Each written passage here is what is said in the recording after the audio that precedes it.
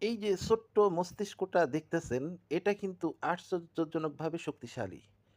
আমরা অনেক সময় ভাবি, "আমি এটা পারব না, পড়াশোনা আমার জন্য কঠিন।" কিন্তু আসলে আমাদের মস্তিষ্কের এমন এক ক্ষমতা রয়েছে, যা আমরা কল্পনাও করতে পারি না। বিজ্ঞান বলে, আমাদের মস্তিষ্ক ৮৬ বিলিয়ন নিউরন রয়েছে। প্রতিটি নিউরন হাজার, হাজার সংযোগ তৈরি করতে পারে। এর মানে হলো, আপনি যতই শিখেন, আপনার মস্তিষ্ক ততই শক্তিশালী হয়।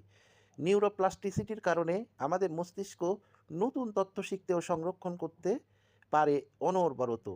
একজন মানুষ যদি কোরআনের হাফেজ হতে পারে, তাহলে সে আরও বড় বড় বই মুখস্থ করতে পারবে। সারা বিশ্বের সমস্ত জ্ঞান অর্জন করলেও আপনার মস্তিষ্ক কখনো মেমোরি ফুল দেখাবে না, কারণ এর ধারণ ক্ষমতা প্রায় 2.5 পেটাবাইট, যা ৩০ লাখ ঘন্টার ভিডিওর সমান। তাই শেখার ভয় পাইবেন না।